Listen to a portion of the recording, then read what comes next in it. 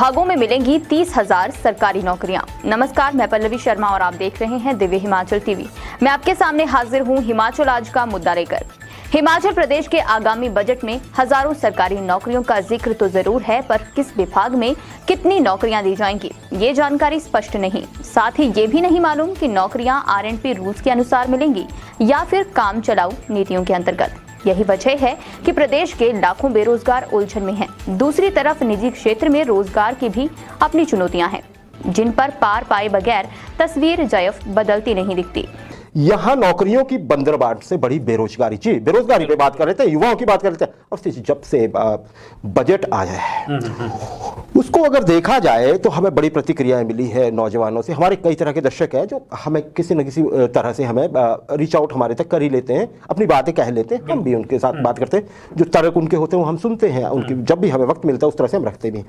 और तो उनको बहुत उम्मीद थी, ऐसा उनका मानना है बजट में, लेकिन फिर भी नौजवानों के लिए, खासकर बेरोजगारी के लिए कोई बड़ा स्पष्ट इशारा नहीं है बजट में। क्या कहेंगे आप पहले नौजवानों के नजरिए से? देखिए, अब जो बजट हैं, आप केंद्रीय बजट को देख लीजिए या जो विभिन्न प्रदेशों के बजट हैं उनको देख लीजिए, वो पूरे साल भर का एक खाका पेश नहीं करते हैं। ऐसे लगता है कि सरकार सिर्फ औपचारिकता मात्र कर रही है और बाकी जो काम है वो तो जनसभाएं होंगी या विभिन्न समय पर मुख्यमंत्री या मंत्रियों की जो जनसभाएं होंगी वहां घोषणाएं होंगी।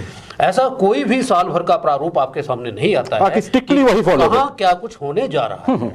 ये तो मतलब सिर्फ एक आपने ओवरऑल आकलन किया है कि साल भर आपको कितना खर्चा कहाँ करना है, कहाँ करना है। पर आप ये सोचेंगे कि आपने तय कर लिया है कि शिक्षा विभाग में कितना कहाँ खर्च किया जाना, वो बिल्कुल तय नहीं है। शिक्षा विभाग ने का आपने बजट रख दिया है, PWD का आपने बजट रख दिया है, कहाँ खर्च किया जाएगा वो विषय में तय। पहली बात तो ये है। अगर ऐसा है तो आप ये सोच लीजिए कि बेरोजगारों का भी पक्ष कितना की मजबूत वहां रखा गया, बेरोजगारों की भी कितने की चिंता होगी। हालांकि सरकार ने दावा किया है कि 30,000 नौकरी उन्होंने, पर वो तो 2021-22 का है। 20-21 में कितने की आप दे पाए? बेरोजगारी की जो दर है प्रदेश में वो है इस वक्त 11.69% है इस वक्त जी। और वो एक साल की है। पिछले साल मार्च 2021 से लेकर फरवरी 2022 तक प्रदेश में बेरोजगारी की वृद्धि दर जो वो 11.69% है। और उसको आंकड़ों के नजरिए से देखें तो लगभग 9 लाख बेरोजगार जो है वो रजिस्टर्ड है हमारे जो जितने एम्प्लॉयमेंट एक्सचेंजेस है। और वैसे माना गया इससे दोगुना लोग, हाँ ये लगभग ये बोल रहे, मान लीजिए दोगुना तो नहीं, पर ये जरूर माना है, विपक्ष का भी कहना है और सरकारी तौर पे भी कहीं ये बात स्वीकार की गई है कि संख्या लगभग 14 लाख के आसपास है कुल मिला के, रजिस्टर्ड अनरजिस्टर्ड दोनों। हाँ, कोविड टाइम में ये संख्या बढ़ी है, ये हमें मालूम है। अच्छा, अवस्थी जी, आपने नौकरियों की बात की 30,000 की, पिछले साल भी कहा गया था, लेकिन वो हुई नहीं। ये भी नहीं बताया गया कि किस विभाग में कितनी नौकरियां दी जाएगी, है ना। हालांकि ये जरूर है कि विभाग, हमें पता होता है कि मुख्यमंत्री ने कुछ विभागों का जिक्र किया भी, लेकिन वो सरसरी किस विभाग में कितना बजट होगा, उसमें किस लिहाज से कितनी रखी। हालांकि कल देखिए स्टाफ नर्सेज के बारे में सरकार का बयान आया है, आज हमने वो छापा भी है कि इतने 100 जो है वो बैच वाइज रखी जाएंगी और इतने 100 नर्सेज जो हैं उनको कमीशन के थ्रू रखा जाएगा।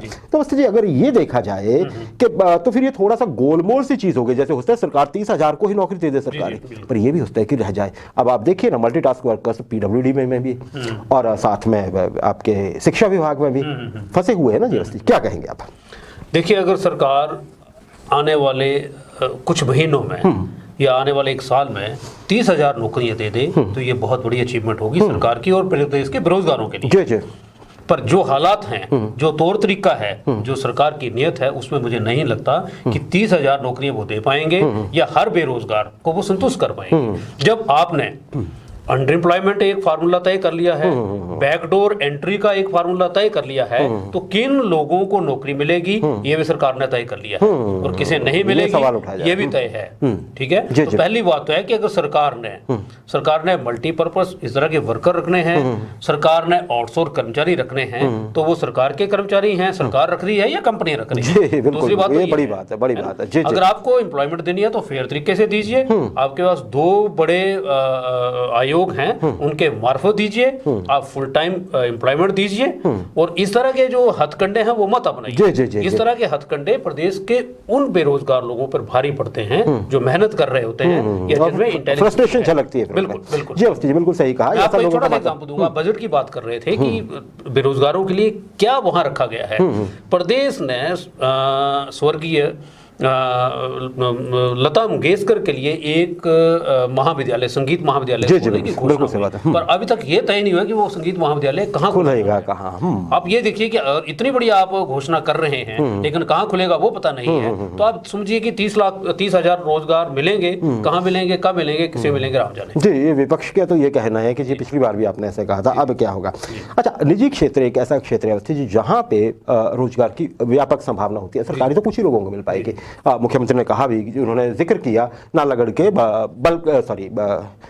क्या था ये जी, मेडिकल डिवाइस का, जी जी, तो उन्होंने कहा कि यहाँ पे लगभग 5,000 युवाओं का है ना जी, कुछ ऐसा ही कहा, शायद 5 या 10,000, मैं फिगर याद नहीं, शायद 5 बोला, तो वहाँ पे मिल जाएंगे। अच्छा अवस्थी जी, बात तो सही है, लेकिन हम ये मान के चले कि जो हिमाचल के पढ़े लिखे युवा हैं वो कतराते हैं, खासकर हिमाचल के निजी उद्योगों में काम करते हैं। ज़्यादा तो उद्योग ही है ना जी यहाँ पे, सर्विस सेक्टर नहीं, मैन्युफैक्चरिंग है ज़्यादा हिमाचल में, जहाँ भी युवा काम करते हैं। पर अवस्थी जी वहाँ दिक्कत है, दो तरह की होती है जो कभी भी एड्रेस नहीं हुई है। एक तो उनको जो को काम करते हैं उससे कम सैलरी मिलती है, सीधे सीधे कम मिलती है, इसमें कोई ढकी छुपी बात नहीं है, हर कोई जानता है। दूसरी बेसिक एम्यूनिटीज जो होती है ना, जो सुविधाएं होती हैं मूलभूत, वो नहीं, कहीं रहने को किराए के लिए आपका अच्छे वहाँ पे लोकेलिटी नहीं है, घर नहीं मिलते हैं, लेबर हॉस्टल वगैरह ये सारी चीज़ें तो है ही नहीं, है ना जी। फिर कई लोग खासकर बच्चे जो घरों में, ठीक है हिमाचल में ठीक है पेरेंट्स अच्छे तरीके से रखते हैं बच्चों को, बाकी जगह भी क्या, तो फिर जब वो ऐसे माहौल में नौकरी करने जाते हैं तो डर जाते हैं कि अरे हम कहाँ आ गए, एक कमरे में कैसे, इसमें कैसे सोएंगे, यहाँ तो टॉयलेट नहीं है, यहाँ ये सब कुछ, ये मतलब बड़ी दिक्कत होती है। तो क्या उनको भी दूर करना चाहिए आप जब निजी सेक्टर की आप नौकरियों की बात करते हैं? देखिए, ये जो असंतुलन है वो दोनों ही क्षेत्रों में है। निजी क्षेत्र में भी आपने बात की कि उनको शायद उनके उनका जो काम वो कर रहे हैं या जो उनकी योग्यता है उससे कम वेतन मिलता है। पर आप ये देखिए कि ऐसा ही फार्मूला सरकार अपने क्षेत्र में भी अप्लाई करके बैठी हुई है।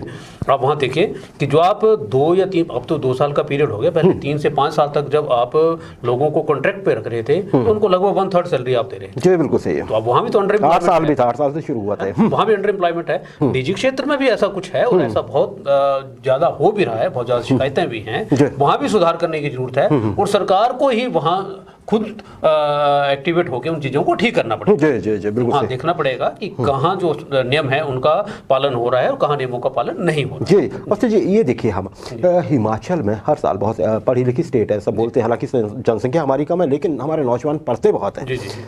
हर साल हजारों नौजवान अपनी पढ़ाई पूरी करके कतार में लग जाते हैं कि हमें चाहिए नौकरी। नौकरी दो तरह से, देखिए हिमाचल का आदमी ठंडे माहौल में रहा है, मतलब मेरा मतलब ठंडे माहौल से मेरा मतलब है आबो हवा अच्छी है, ऐसे जी है ना। फिर इसके अलावा बाकी सब चीज़ें भी, बेसिक कम्युनिटीज यहाँ बहुत बढ़िया है, सब कुछ, बिजली कभी नहीं जाती है, या वो सारी जो जिनके लिए सभी सरकारें जो है वो बधाई की बात रहे। जब उनको पता लगता है ना कि आपको हमारे इंडस्ट्रियल एरियाज में जाना पड़ता है जहाँ बिजली का कट भी लगता है, जहाँ पानी वैसा अच्छा नहीं है जितना आप घर में पीते हैं, यही है ना जी बस्ती, वहाँ मिट्टी भी उड़ती है, वहाँ काम आपसे लिया जाएगा और बेमुरब्बत से लिया जाएगा, दबा के लिया जाएगा। फिर रात को जब आएंगे आप थके हारे तो आपको खाना भी खुद ही बनाना पड़ेगा, पैसे ही आपको उतने मिलेंगे कि आप बाहर नहीं खा पाएंगे, कितने थके होंगे आप। फिर आपको होता है जो टॉयलेट है वो शेयर करना पड़ेगा जहाँ पे आप कहीं किराए पे रहते हैं। तो वो सारी चीज़ें जो होती हैं, या सरकारी नौकरी है तो हम फिर देखेंगे वहाँ पे कि सरकारी नौकरी की तो ऐड ही नहीं निकल रही है। अब आप देख लीजिए, जैसे हम बार बार अपने कार्यक्रम में जिक्र करते हैं, जेई सिविल वाले हैं अवस्थी जी, जो जेई सिविल्स की नौकरी इंजीनियर्स हैं हमारे प्रदेश के पढ़े लिखे, कई दिनों से वो चला रहे हैं, हर मौके पे वो हर किसी से मिल लिए, हर मंच पे जाके रो लिए हैं वो कि आप पीडब्ल्यूडी में और आईपीएच में नौकरी निकाल दीजिए, 230 से अधिक पद खाली हैं वहाँ पे, नहीं निकल रहे हैं, कहाँ जाएंगे पढ़े लिखे लोग। जी बहुत से ऐसी नियुक्तियां होनी है जो लोग मतलब 58 साल क्रॉस कर जी, बैच वाइज का वो है। तभी तो ये जो पढ़े लिखे इंजीनियर है जेई सिविल्स वाले, ये बोलते हैं जी कमीशन पे निकालिए महाराज, हम बुढ़े हो जाएंगे, वो बाकियों को देख रहे हैं जो उनसे पहले हैं, है ना, वो तो किसी तरह उन्होंने जिंदगी गुजार ली, हम इतनी महंगाई में जिएंगे कैसे, हमने इतने बड़े ख्वाब लेके डिग्रीज लिए, हम कहाँ जाएंगे। तो ये सारी चीजें हैं, सरकारी सेक्टर का ये हाल है। तो नौजवान के लिए करना क्या चाहिए? सरकार की एक लिमिट है कि वो सरकारी सेक्टर में कितनी नौकरियां दे सकती है, ऊपर से यही ध्यान नहीं है कि इस विभाग में इतने पद खाली हैं तो उनको एडवर्टाइज ही कर दीजिए आप। निजी क्षेत्र की अपनी प्रॉब्लम्स है, क्या करेगा यूथ? देखिए, यहाँ पहले रोजगार को ही मुझे लग रहा है कि आइडेंटिफाई करने की जरूरत है, रोजगार को ही एक्सप्लेन करने की जरूरत है, रोजगार का मतलब क्या है। अब हो क्या रहा है कि प्रदेश का युवा जो निजी क्षेत्र में काम कर रहा है वो उसको रोजगार नहीं मानता है।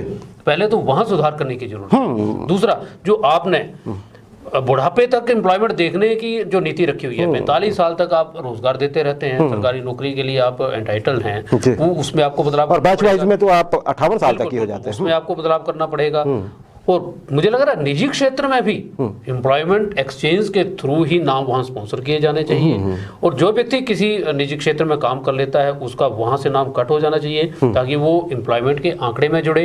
ऐसा सरकार जब तक नहीं करेगी तो ये जो लाखों लोगों की जो बेरोजगारों की फौज है वो बढ़ती जाएगी, बढ़ती जाएगी। रोजगार का मतलब ये नहीं है कि आप सरकारी क्षेत्र में काम करें, वही रोजगार नहीं है।